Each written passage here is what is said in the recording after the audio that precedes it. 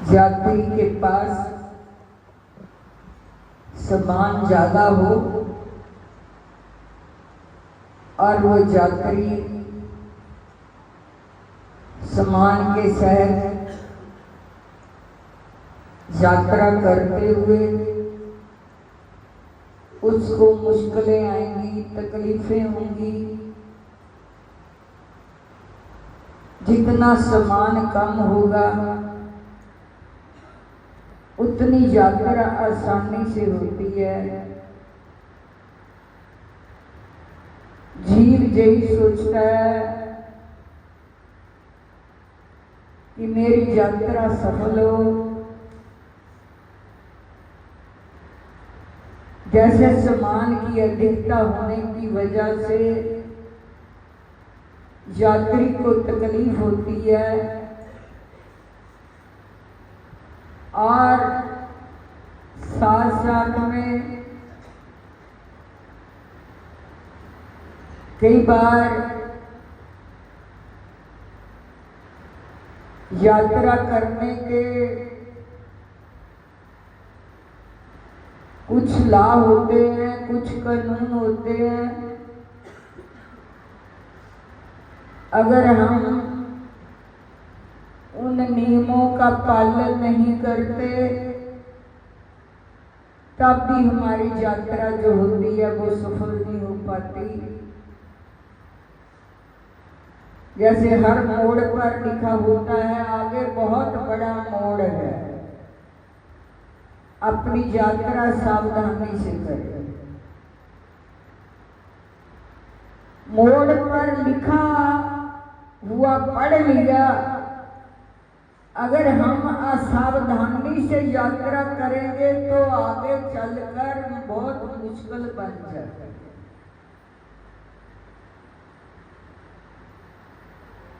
इसी तरह से हमारी जिंदगी में भी बहुत बड़े बड़े मोड़ आ जाते हैं। कभी दुख का मोड़ आ गया, कभी सुख का मोड़ आ गया। इन दुख सुख के मोड़ों पर हम लोगों ने कैसे चलना है? सावधानी से चलना है, असावधानी से नहीं। कई बार ऐसा होता है कि यात्री यात्रा करते हुए यदि गाड़ी में बैठा हुआ है, अगली गाड़ी को ओवरटेक करेगा कि मैं पहले चला जाऊं, पहले निकल जाऊं, तब भी खतरा बढ़ जाता है। आगे बढ़ने का कारण भी खतरे से खाली नहीं होता। इसी तरह से यदि हम लोग अपनी जिंदगी के खेल खेलते हुए, यात्रा करते हुए हम लोग कहें कि किसी को नीचा दिखा दें, तो ये भी एक अज्ञानता है, ज्ञान नहीं है। अज्ञानता की वजह से ही हम लोग एक दूसरे को नीचा दिखाना चाहते हैं। ये मेरे से बढ़ कैसे गया, ये मेरे से तो नीचा रहना चाहिए। ये भावना भी जीव की जो होती है वो गलत होती है। वो अपने आप को तो क्या संभालना, दूसरे को भी ले डूबता है। गाड़ी पीछे से तेज आ जाए ना, अगला सावधानी से भी चलता हो तो सावधानी की वजह से दोनों का एक्सीडेंट होने से दोनों घायल हो जाते हैं। इसका मतलब यही है किसी को हम लोग नीचा दिखाएं और हम लोग घायल ना हो। भीतर से हम लोग भी घायल हो जाते हैं। किसी को भी जिंदगी में नीचा नहीं दिखाना चाहिए। हमारे भीतर तो बहुत कुछ भरा हुआ है, उस आनंद को लेना है तो अपनी यात्रा को हर मोड़ पर सही ढंग से चलाना है, तभी यात्री की यात्रा सफल हो सकती है। जैसे आपने सुना भी होगा पहले भी कि एक सेठ गाड़ी में यात्रा कर रहा था और उसके पास एक बहुमूल्य हीरा था और एक चोर भी साथ में उसी गाड़ी में चढ़ गया। चोर को खबर थी कि इसके पास बहुमूल्य हीरा है, उनको पहचान हो जाती है किसके पास क्या चीज है। तो जब चोर उसके पीछे लग गया, यात्री इसका हीरा मैंने चुराना है। दोनों ही लेटे हुए थे अपनी अपनी सीट पर। तो चोर ने देखा, पहले सो लिया खूब कि जब ये सोएगा तब मैं इसका हीरा चुरा लूंगा। चोर ने पहले सो लिया, यात्री जब बाद में सोया उसने यात्री की जेब भी बड़े ढंग से जुगती से तलाश की, उसके सिरहाने के नीचे भी तलाश की, उसके सामान की भी तलाश की, हीरा नहीं मिला। फिर वो सोचता है पता नहीं वो हीरा है तो इसके पास था, कहाँ चला गया। चोर आखिरकार देख कर चोर सो गया। यात्री ने देखा कि ये चोर तो सो गया है, अब मेरे भी स्टेशन के आने का टाइम हो चुका है। यात्री जब स्टेशन आया उसका नीचे उतरने के लिए तैयारी कर रहा था, चोर कोई जाग गया, कहने लगा भाई आप नीचे उतरने लगे हो? कहने लगा हाँ भाई मैं उतरने लगा हूँ, मेरा स्टेशन आ गया। तो एक बात बता, मेरे को पता है तेरे पास एक बहुमूल्य हीरा है। वो सेठ कहता हाँ हीरा तो है। तो फिर आपने वो छुपा कर कहाँ रखा वो हीरा? मैंने जब आप तू सो रहा था मैंने तेरी जेब में टटोला, तेरे सिरहाने के नीचे से टटोला, तेरे सारे सामान की तलाश की, लेकिन वो हीरा नहीं मिला। बता वो हीरा कहाँ रखा है? वो सेठ कहता है हीरा जो है अब मेरे पास है, जब तू सो रहा था वो हीरा मैंने तेरे सिरहाने के नीचे छुपा रखा था। तूने अपने सिरहाने के नीचे तो देखा नहीं, मेरे सामान की तलाश करता रहा, मेरे सिरहाने के नीचे देखता रहा, मेरी जेब के बीच में देखता रहा। मैं तो निश्चिंत होकर सो रहा था, अब हीरा जो है वो मेरे पास तो नहीं है, कि कहां से लेगा? जब तू उठकर थोड़ी देर के लिए बाहर गया, उठा सुबह, मैंने वो हीरा तेरे सिरहाने से नीचे से उठा लिया और मेरा स्टेशन आ गया। ये हालत उसकी नहीं, हम सब की भी यही है।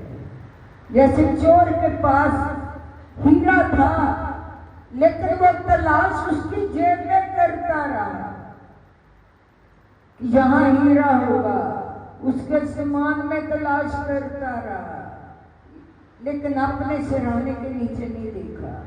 इसी तरह से वो हीरा आध्यात्मिक ज्ञान जो है वो हमारे भीतर है, भीतर छुपा हुआ है। अपने भीतर तो देखते नहीं है, औरों की तलाशी लेते हैं, किसके पास क्या ज्ञान है, क्या अवगुण है, क्या विचार है, दूसरे को देखते रहते हैं, दूसरों की तलाशी करते रहते हैं। तलाशी करने का मतलब है दूसरों के विचारों को टटोलते रहना, दूसरों का हास्य करना, दूसरों की निंदा करनी, दूसरों को नीचा दिखाना, दूसरों में उस हीरे को तलाश करते रहना, दूसरों में रस देखना, दूसरे में आनंद देखना, बाहरी उसकी तलाश करना। वो कहता बाहर ना किसी को मिला है ना ही मिलने वाला है, वो तो तेरे भीतर छिपकर बैठा हुआ है, वहां तो जाता नहीं है। भगवान ने भी जब सृष्टि की रचना की तो जब मनुष्य को बनाया तो भगवान सोचते हैं कि सबसे रहने का ठिकाना तो मैंने बना दिया। सृष्टि की रचना में 84 लाख योनियों में ये मनुष्य तक भी पैदा कर दिया, मनुष्य भी बन गए, लेकिन मैंने अपने लिए तो कुछ सोचा ही नहीं कि मैंने कहाँ पर रहना है, मेरा कौन सा ठिकाना है। उसको एक संत की तलाश हुई भगवान को कि मैं कहाँ पर अपना ठिकाना बनाऊं। तो जब संत के पास गए, संत नारद मुनि जी को बुलाया, अब मेरे को रास्ता बता, मैं कहाँ पर ठहरूं।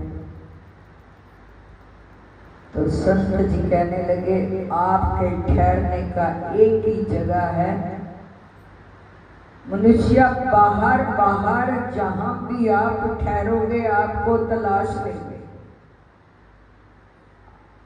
आपकी प्राप्ति कर लेंगे, लेकिन आप मनुष्य के भीतर घुस जाओ, वहां ठिकाना बना लो, वहां अपने भीतर मनुष्य नहीं जाएगा, बाहरी बाहर तलाश करेगा।